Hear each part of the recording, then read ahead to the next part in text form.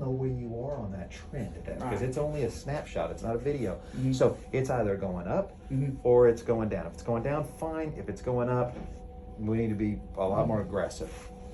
Her heart rate when she got here and when that was drawn, and really until we gave her some Lopressor, was running over 100, and it was just beating way too fast. Yeah, I watched that. Her pressure was not high. It really wasn't bad. It was about 146 Yeah. or something like that, which isn't bad at all. And normally I wouldn't do anything about it except for that high heart rate. The heart rate bothered me. So that's Yeah. why I gave her the Lopressor Okay. to govern her that down. Okay. Her blood pressure's kind of coming back good, which is what I expect, and that's good. Right. And thankfully, the heart rate's not Yeah. jumping right back Right. up as well. So that's a good thing. So we got lucky in that. That doesn't always happen that way. Sometimes as that Lopressor wears off, I go right back to the tachycardia or the high heart rate. Okay. Thankfully, it did what it was supposed to do in this case, where it That's what didn't we're hit the blood thinking. pressure too much, but it hit the tachycardia good. Okay. And it's a component of it, but there's more to it going on than that. There has to be. Mhm. So with her having a history of strokes, Mm-hmm. obviously she has vascular issues. Well, if you have vascular issues in your neck and your head, you're going to have vascular issues in your legs and your heart and other places. So, with that troponin, that one troponin being a little bit bumped, it bothers me enough that I really think we need to watch her in the hospital, watch her on telemetry, or basically keeping an EKG or Right. the heart monitor on her, and see how she does. Now, the pain that she's having, this really sharp right-sided pain, to be fair with you, I really don't think that's related so much to her heart because it's so intense, because it's movement related when she tries to turn her head a certain way, and it just the sharpness is much more in line, and she's tender when I push on it. It's much more in line with musculoskeletal. That's not 100%, but it's much more in line with that. But with that bump troponin, and with her history, and with her heart rate being so fast when she first got here, I think the smartest thing to do is at least watch her one night. Absolutely. Yeah. So I'm going to talk. Plum is her normal primary care doc. He doesn't see people here in the hospital. He has Dr. Bagder see his patients, so that's what we're going to do. We're going to have Dr. Bagder. There's actually two Dr. Bagders. There's a Satish and a Benita. They're a married couple. They're both internal medicine hospitalist specialists, so we're going to have them take care of her while she's here in the hospital. But anyway. So what are we thinking? Tachycardia? Tachycardia was an issue. Tachycardia was an issue. I don't know that I don't want to pigeonhole us in that. I don't want to narrow it down to just that and say that, because she does have still right-sided chest pain. She does have tachycardia. She does have a history of vascular issues. Her creatinine is a little bit elevated. It's 2.0, which isn't sky high, but it's still not normal. I tested a D-dimer because a pulmonary embolism can do this as well. Right. And it can cause sharp pain. And it is a little elevated. It's not sky high elevated given her age. The normal cutoff mark is about 300, but given age in emergency departments now, we really gauge it on age. So if someone's, let's say, 85 years old, we'll go up to 850. That's okay. Hers was a little over 900. She's not that old, so it's a little bit high. So could it be related to vascular issues and stuff like that? Yes. Could it be a pulmonary embolism? That's not outside the realm of possibility. Although she's really not short of breath, but she does have the sharp chest pain, and PEs commonly cause tachycardia. Yeah. So I want to put her on a blood thinner. Yeah. And really my thinking on watching that troponin was whether or not I was going to put her on heparin or I was going to put her on Lovenox. They're both effectively the same thing. I prefer Lovenox unless there's a reason that I'm going to have to take her to cath lab or something like that and turn that off. Because Lovenox is just easier. There's less med errors with it. Unfortunately, with heparin, you're not going to have a med error here in the ER, but if she goes upstairs or goes somewhere else or gets transferred to that, experience with that kind of stuff. I've seen so many people. Well, I've seen so many people just. I've never had any medicine that has consistently had more meta errors than heparin. So I'm always leery to give it. I give it a lot because I have to, but I'm always much prefer to give Lova. It's so much easier. Yeah, I don't mean to sound bad, but it's almost dummy proof. Yeah, on warfarin we had her bleed out. She actually died. Yeah. She died on me. Yeah.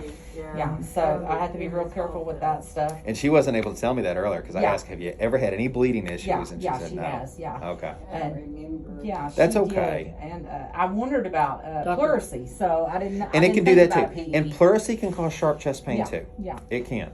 Yeah. Although it's usually more related to a deep breath. She's been That's taking what I deep was breaths, saying. and it doesn't Take a seem deep breath, and it Yeah. didn't hurt her. So that's what I was wondering. Yeah, PE. So, but I don't think that's what it is. I don't either. But I can't 100% can't rule it out say. until we do Exactly. right. And I can't really do a CTA on her with her creatinine bump like that because it's too hard to do the contrast to her kidneys that way.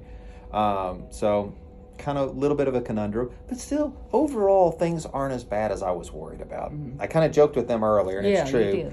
You know, they pay me to be paranoid. So, exactly. So, I'm paranoid yeah, anyway. so let me be paranoid. Let me run all the tests I want to run. Blood pressure medicine. Oh my God. Yeah, I understand on the it more Lopressor, now. well, that's the only reason why I was I do really to get that Now that heart he rate. explained it, Yes, that's why I wanted absolutely. him to explain it to y'all. Well, and it's going back up now, Yeah. and I did notice her heart rate was high. You know, so He said that was, And that was the thinking behind it. It's, well, sometimes it's good to know the thinking behind it. Absolutely. Yeah, absolutely. Yeah, so okay, I got it now. So okay, Yeah. we're gonna.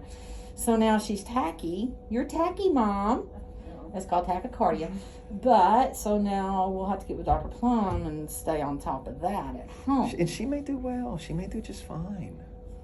Let me see. Yeah, he said he you know, was excited. I'm happy said, about I the was second. excited. That second So trope are makes we all going to the watch that throughout the night? Gonna Are we watch gonna what? be drawing her I probably tonight? will, just Okay. because even if both of them had been normal, I probably would leave her alone. I hate doing it to people because who likes a vampire coming and sticking Yeah, with a but needle through still, the I'd night? rather be But in safe her than particular sorry. case, I would. Yeah. Yeah. I don't mind. Yeah, I would feel, yeah. Because And like, she did we can't- check her irons and stuff? Because she's pretty I- much stopped I'm eating getting her irons. hemoglobin levels and nutrition. They may do like an iron panel. We don't typically do that out of the ER, so You don't but they might. mind. Yeah, yeah. Just do the What whole. would cause me to not be able to walk? The weakness, honestly, to be fair with you, is probably a stroke. You know, if they saw white matter or gray matter changes on a CT scan of your That's in head or a white, computer yeah. scan of your head Well, or you an could MRI, probably sure. pull that up and tell us, couldn't you, Dr. Gerald? I can try. Was it done here then? Yes, Yes, sir. Yes, it sir. was. Yeah. Yeah, we didn't even Was get, it done in the ER or was it done outpatient through? I brought her here. Yeah, she brought her. Okay, that's easy. They tried to explain and then they got disconnected on the phone. Yeah, Oh yeah, I can pull that up right now. So right now, hemoglobin 11.7, well, really not bad. MCV is normal, so I don't think it's going to be iron level issues. But I'm more concerned about the other questions you got right now, to be fair with you. So give me a second. Sorry, we're talking a million miles a minute, And I don't almost know over you, any and of I don't mean to do them. that to you. I really I don't. don't understand all that. I'll repeat anything. Get it home. That's stuff, and I'm just like old school. I got a big white mark. Get it off. Yeah, yeah. You right know. here. Well, Is it gone? no. It's probably a napkin right It there. is. I knew it was. Get it? Yeah, I got Thank it. you. The doctor was gonna get it for me. Dr. Terry was gonna fix I'm me gonna up let him. and charge you. You would have let him? Uh, Connor's like, you married? I'm single. That's what I hate to tell people I don't have Dr. anything to do Gerard. with the billing. That's right. Yes, ma'am. You got a phone call on 107. Okay, I'll be right there.